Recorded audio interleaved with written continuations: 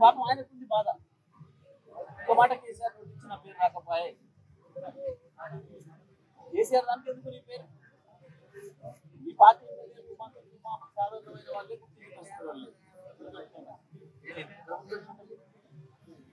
ఏదైనా ఒకటి గుర్తు పెట్టుకునే పని చేసి పెట్టుకుంటారు. ఎవరు పెట్టుకుంటారు? నగచర్ల బాధితులు పెట్టుకుంటారు, ఈ హైదరాబాద్ పెట్టుకుంటారు, ఈ మూసి బాధితులు పెట్టుకుంటారు, లేదా నీ చేత సంబంధ గురుకుల విద్యార్థుల ఈ కొద్దిమంది పెట్టుకుంటారు. ఏం గొప్ప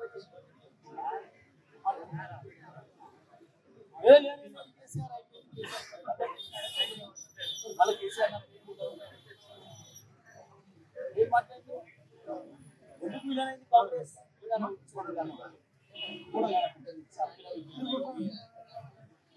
ఉన్న తెలంగాణ తీసుకుపోయి ఆంధ్రాలో కలిపినందుకు విలనైంది. ఇచ్చిన హామీలు పిల్లలు తెలంగాణను మోసం చేయడానికి విలనైంది. 69లో ఇచ్చిన మాట నిలబెట్టుకోవడం లేదు. కేంద్ర ప్రభుత్వం కానీ సమైక్యాంధ్రప్రదేశ్ నాయకులు ప్రతి దాంట్లో మోసం చేసిన అడిగకుండా మా రాష్ట్రం అడిగితే 400 మంది కాల్చి చంపినందుకు విలనైంది. ఆ తర్వాత అనేక పద్ధతుల్లో తెలంగాణ గొంతుకలు వినిపించిన వాళ్ళను రకరకాల పేర్లు పెట్టి కాల్చి చంపినందుకు విలనైంది. 2001లో కేసీఆర్ నాయకత్వంలో మళ్ళీ ఉద్యమం ప్రారంభమైతే 2004లో చంద్రబాబు చేత అడ్డి విరగొట్టుకుని అడ్డం పడ్డ మీ కాంగ్రెస్ కేసీఆర్ ను ఆసరా చేసుకుని అధికారంలోకి వచ్చి రాష్ట్రంలో కేంద్రంలో యూపీఏలో పెట్టి 5 ఏళ్లు మోసం చేసి తెలంగాణ ఇవ్వకుండా చివరికి కేసీఆర్ దీక్ష కూర్చున్న సందర్భంలో వచ్చిన ఉద్యమంలో అనేక మంది పిల్లల్ని చంపినందుకు విలనైంది కాంగ్రెస్. ఎందుకు విలనైంది? కాంగ్రెస్ కాంగ్రెస్ ఏదో తెలంగాణ దయదర్శి చేయలే.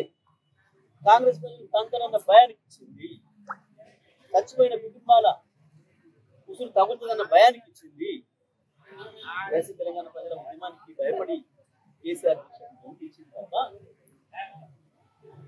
కాంగ్రెస్ బాకీ ఉన్నది కాబట్టి ఇస్తారని అనేక సందర్భాల్లో మాట ఇచ్చింది కాబట్టి ఇచ్చింది. మాట ఇచ్చి ఓట్లు వేసుకుంది కాబట్టి ఇచ్చింది.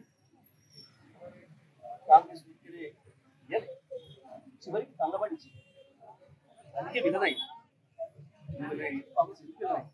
దానికి మేమెవరమో కాదు, నువ్వే సాక్షివి. నువ్వు మాట్లాడిన మాటలు ఉన్నాయి. సోనియా గాంధీ బలిదేవత అని నువ్వు మాట్లాడిన ఉపన్యాసం ఇప్పటికి కూడా ఉంది.